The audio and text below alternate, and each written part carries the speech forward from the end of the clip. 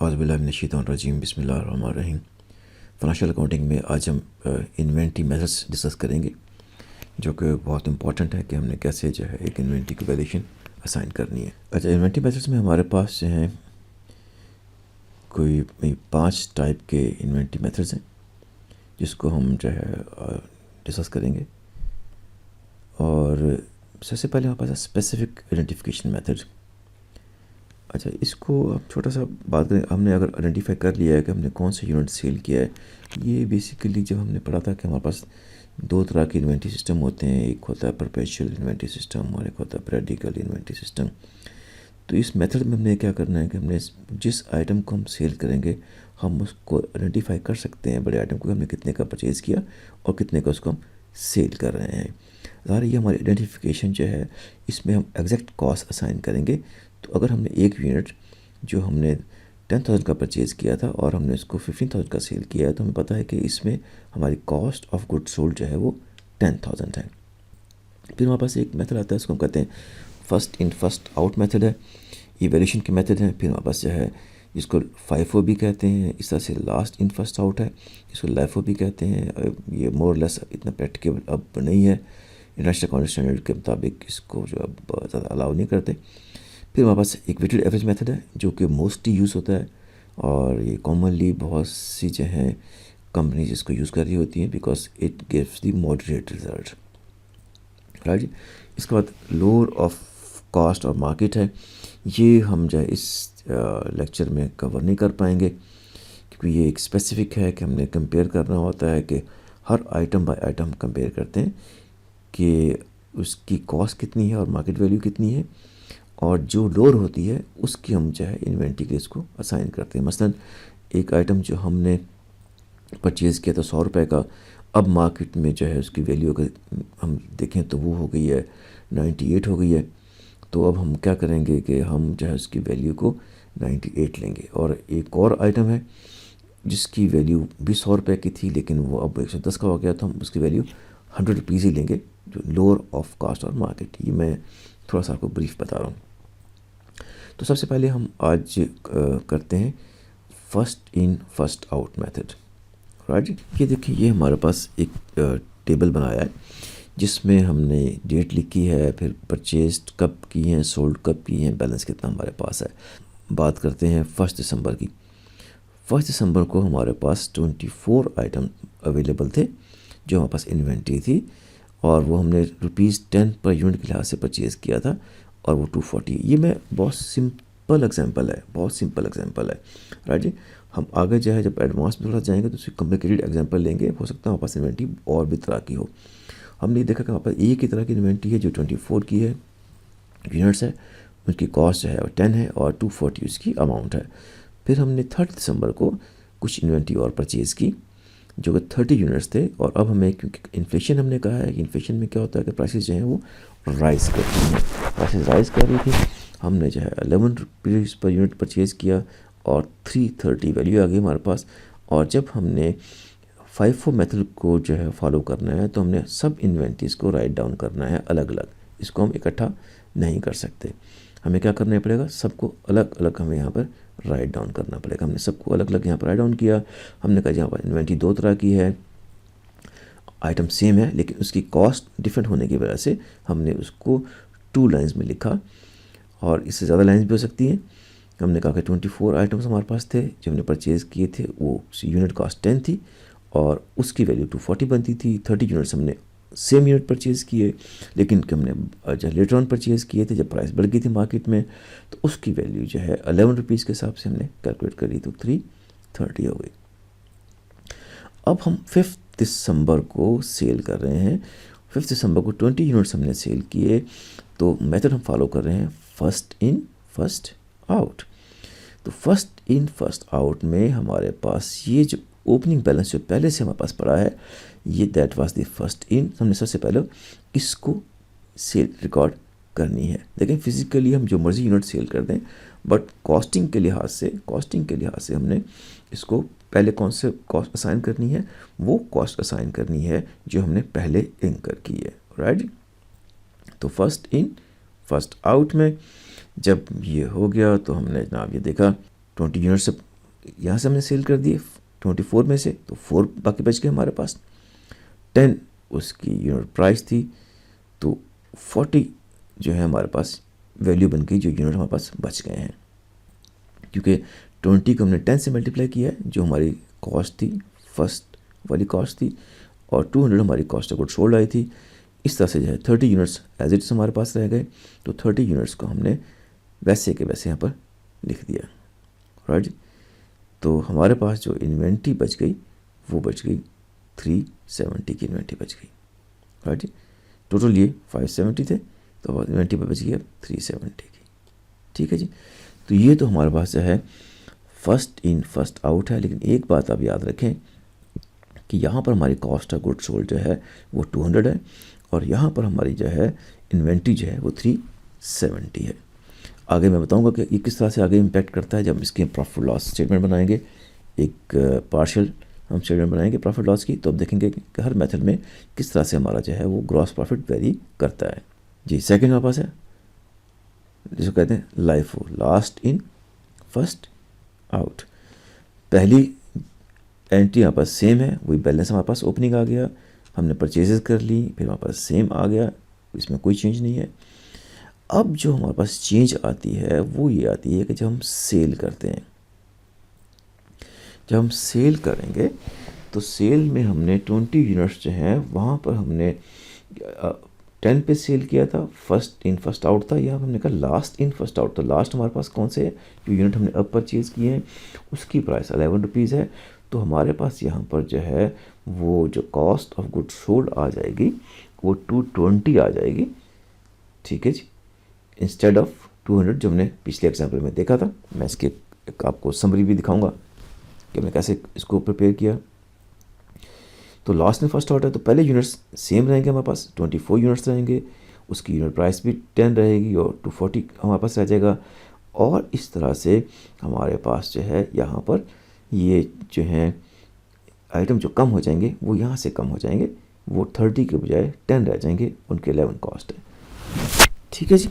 अच्छा, अब आप ये देखें कि यहाँ पर हमारे पास जो है वो ये अमाउंट सेम रहेगी जैसे हमारे पास फर्स्ट इन फर्स्ट आउट में था, 570 थी हमारे पास, वही हमारे पास टोटल इन्वेंट्री है। और अब हमारे पास जो है यहाँ पर कॉस्ट ऑफ गुड्स सोल्ड, अगर मैं आपको थोड़ा सा दिखा दूँ यहाँ पर, तो कॉस्ट ऑफ गुड्स सोल्ड 54 में हमारे पास 200 थी और इन्वेंट्री हमारे पास 370 थी, ये उसका ब्रेकअप था। लेकिन जब हम फर्स्ट इन फर्स्ट आउट पे आएंगे तो हमारी जो है वो कॉस्ट ऑफ गुड्स सोल्ड 220 हो गई और इन्वेंट्री हमारी 350 हो गई। इन्वेंट्री की वैल्यू हमारी 20 से कम हो गई है, जबकि कॉस्ट ऑफ गुड्स सोल्ड हमारी बढ़ गई है, बिकॉज इन्फ्लेशन है। और फर्स्ट इन फर्स्ट आउट को फॉलो करते हुए हमने पहले इस यूनिट को सेल कर दिया है, राइट जी। अब हम जो है थर्ड मेथड पे आते हैं जो हमने डिस्कस करना है आज। ये जो है बहुत आसान है, राइट जी। अब हमने क्या करना है कि हमने पहला हमारा सेम रहेगा, लेकिन यहाँ पर सेकंड ही हमारे पास फ़ौरन चेंज आ जाएगा, क्योंकि हमने यहाँ पर एवरेज प्राइस निकालनी है। तो एवरेज प्राइस में हम इन दोनों यूनिट्स को ऐड कर देंगे, और जब दोनों यूनिट्स को हमने ऐड कर दिया 54 यूनिट्स आ गए, और इसकी वैल्यू जो हमने ऐड कर दी 240 प्लस 330 570, जो हमने हर दफ़ा निकाली है 570 हमारी वैल्यू आती है। तो यहाँ पर हमने रिवर्स कैलकुलेट करना है कि 570 को अगर हम 54 पर डिवाइड करेंगे तो हमारे पास ये एवरेज कॉस्ट आ जाएगी, ठीक है। इसको हम कहते हैं वेटेड एवरेज। तो ये हमारे पास जो है ये हमारे कैसे कॉस्ट आ गई 570 डिवाइडेड बाई 54, तो ये हमारे पास एवरेज कॉस्ट आ गई। अच्छा, यहाँ पर हमारे पास बच्चों ने क्वेश्चन किया था कि सर ये वेटेड एवरेज में और एवरेज में क्या फ़र्क होता है। तो मैं ज़रा ये टेबल आपको समझा के मैं फिर आपको बताता हूँ कि हमारे पास वेटेड एवरेज में और एवरेज में क्या फ़र्क होता है। अच्छा, अब हमारे पास देखें कि यहाँ पर जो है जब हम आते हैं, हमने 20 यूनिट्स अब सेल किए, तो अब हमारे पास इसकी एवरेज कॉस्ट क्या है, वो 10.56 है, जो हम पहले कैलकुलेट कर चुके हैं। और इस लिहाज से जब हम इसको मल्टीप्लाई करते हैं तो हमारे पास कॉस्ट ऑफ गुड्स सोल्ड जो है वो 21111 आती है, और हमारे पास जो इन्वेंट्री की वैल्यू है वो 358.89 आती है, राइट। या इसको हम अगर राउंड करेंगे तो 59 आ जाएगी। तो अब देखें कि यहाँ पर ये हमारे पास कॉस्ट ऑफ गुड्स सोल्ड भी जो है वो मिड में आ गई, ना 200 है ना 20 है, 211 है, और हमारे पास जो है इन्वेंट्री भी जो है ना तो ये 350 है ना 370 है, ये 358.89 के इसने वेट के हिसाब से असाइन किया। अच्छा, इससे पहले कि मैं आपको अब दिखाऊं कि इसका इम्पेक्ट क्या होता है हमारे पास प्रॉफिट लॉस अकाउंट में और हमारे पास जो है ग्रॉस प्रॉफिट में, मैं एक बच्चों का जो क्वेश्चन है उसको मैं थोड़ा सा क्लैरिफाई कर दूँ। ये हमारे पास एक टेबल है जिसमें हमारे पास ये यूनिट्स हैं। अब ये हमारे पास यूनिट्स जो हैं, टोटल यूनिट्स हमारे पास ये हैं फ़र्ज़ करें, और जो हर एक की प्राइस है वो ये है, यूनिट प्राइस है, ये यूनिट प्राइस, और ये टोटल प्राइस हमारे पास है, ये टोटल ये है। अब देखिए हमने इसका निकाली एवरेज। एवरेज निकालने के लिए हमें क्या करना पड़ेगा, हमें यहाँ पर देखें तो अब हमारे पास अगर मैं सिंपल एवरेज निकालूं, ये देखें ये कितने हमारे पास हैं, ये 5 है ना, 1 2 3 4 5, टोटल इसका बनता है 59। अगर मैं यहाँ पर ये देखे दिखाऊं, ये टोटल सम बनता है 59 बनता है, काउंट कितने बनते हैं, 5 काउंट बनते हैं, एवरेज प्राइस कितनी बनती है 11.8, ये सिंपल एवरेज है। और अगर मैं सिंपल एवरेज से 270 को जो यूनिट से मल्टीप्लाई करता हूँ तो आंसर आता है 3186, जबकि हमारी वेटेड एवरेज के हिसाब से जो वैल्यू बनती है, हमने जो टोटल वैल्यू निकाली है वो 3270 है।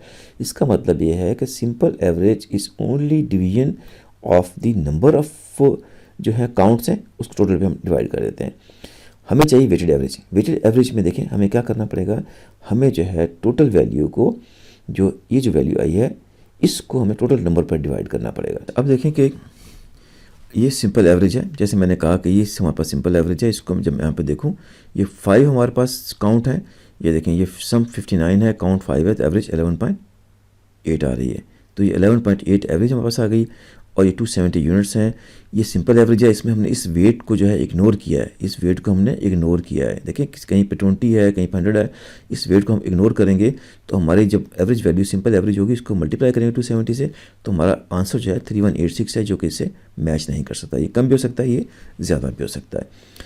अगर हम वेटेड एवरेज की बात करेंगे तो वेटेड एवरेज में हमने क्या करना है, ये 270 यूनिट्स हैं, और इसकी एवरेज निकालने के लिए हमें जो है 3270 डिवाइडेड बाई 270 करेंगे, यूनिट्स टोटल करेंगे तो हमारे पास 12.11 आ जाएगा। तो ये हमारे पास 3270 हमारे पास जो है वो वैल्यू आ जाएगी, जो कि इससे मैच करती है। ये तो मैंने आपको जस्ट समझाने की कोशिश की है कि सिंपल एवरेज में और वेटेड एवरेज में क्या फ़र्क होता है। अब हम ये पार्शियल इनकम स्टेटमेंट है, ठीक है नहीं, आप इसको पार्शियल इनकम स्टेटमेंट समझें, राइट।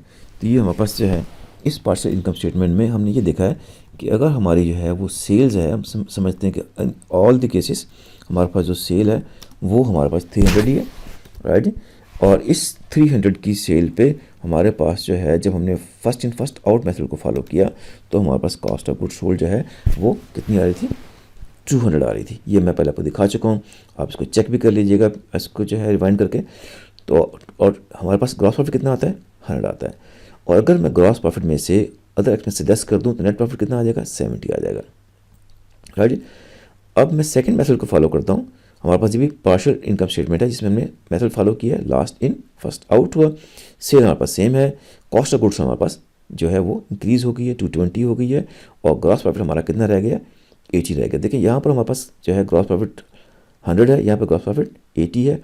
तो जब हमने इसमें से ग्रॉस प्रॉफिट में से अदर एक्सपेंस से 10 किए तो नेट प्रॉफिट हमारा 10 आ जाएगा। यहाँ नेट प्रॉफिट कितना हमारे पास 30 है। देखिए नेट पे कितना हमारा जो है वो फ़र्क पड़ गया, डिफरेंस इज वेरी जो है significant. And now we go to third method. Third method हमारे पास है weighted average method. Weighted average में देखें सेल हमारी इतनी है और average cost of goods sold जो है जो हम ऊपर से लेके आए हैं, ठीक है, उसी हमने फार्मूले से उठा के लेके आए हैं, तो हमारे पास वो 211.2 है। तो हमारे पास ग्रॉस प्रॉफिट जो है वो 88 है।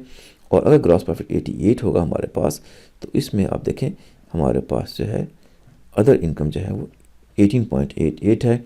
ये देखें ये इन बिटवीन है, राइट। अगर हम ग्रॉस प्रॉफिट को ही कंपेयर करें तो ग्रॉस प्रॉफिट हमारा यहाँ पर 100 है, यहाँ पर ग्रॉस प्रॉफिट हमारा जो है वो 80 है, और वेटेड एवरेज में हमारे पास ग्रॉस प्रॉफिट इन बिटवीन 2 है, 88.8 है। तो जिस तरह से इस पर फ़र्क पड़ा है उसी तरह से हमारे पास जो है वो नेट प्रॉफिट पे भी आपको फ़र्क आ रहा है, because it is all because of the cost of goods sold. और रिजल्टेंटली हमारे पास जब बैलेंस शीट होगी, बैलेंस शीट में हमारी जो इन्वेंट्रीज होंगी वो जो है वेरी करेंगी। फर्स्ट इन फर्स्ट आउट में हमारे पास जो है इन्वेंट्री जो है वो हाईएस्ट होगी क्योंकि हमने सिर्फ कॉस्ट ऑफ गुड्स सोल्ड 200 रखी है, और लास्ट इन फर्स्ट आउट में हमारी जो है इन्वेंट्री जो है वो लोएस्ट होगी क्योंकि कॉस्ट ऑफ गुड्स सोल्ड सबसे ज़्यादा है, और एवरेज में हमारे पास ये इन 15 होगी जैसे हमने इसको देख लिया। राइट जी, इसका इन्वेंट्री का इम्पैक्ट हम देख लेंगे बाद में। तो दिस इज़ ऑल। इसमें कोई आपको इश्यू हो, कोई प्रॉब्लम हो तो प्लीज़ मुझे ज़रूर बताइएगा। राइट जी, बहुत शुक्रिया।